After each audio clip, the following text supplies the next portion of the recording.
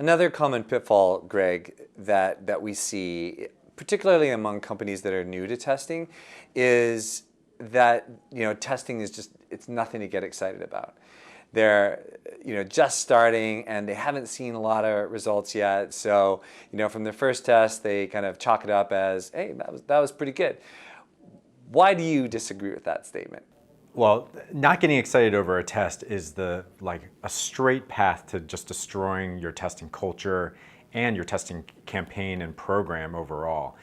Testing is so exciting, and it can be super, super exciting for those who are running the testing program.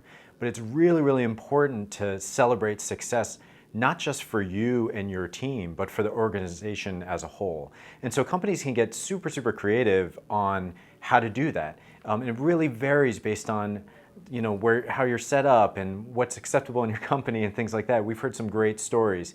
At Brooks Bell, the way we celebrate a test success is we actually ring a gong. We ring a gong every time we launch a test.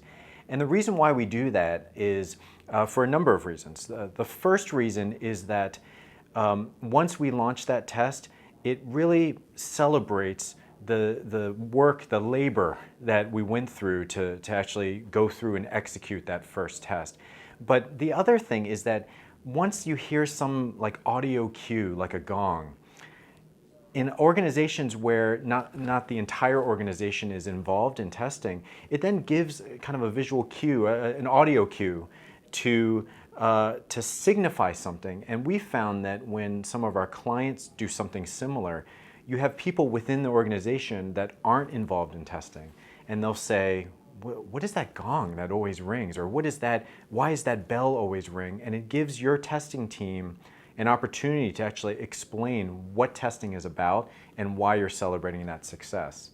So I feel like it's really important for testing teams to not only think about process, think about testing the right things, thinking about showing ROI, but celebrating the act of testing, which in turn becomes the act of learning. When it comes to celebrating the success from tests, I've seen some really creative things.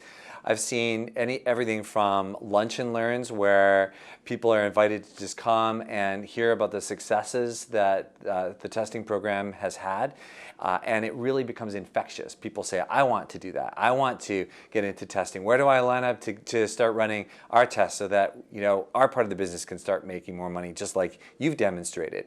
So there's some really creative things. I know another company that has mastered the art of the infographic and taking test results and building really cool infographics, having posters printed out, and then going in and plastering the place with them before anyone comes in the morning. So I think there are lots of ways to get around this pitfall, and we certainly encourage, as do you, companies to really get creative.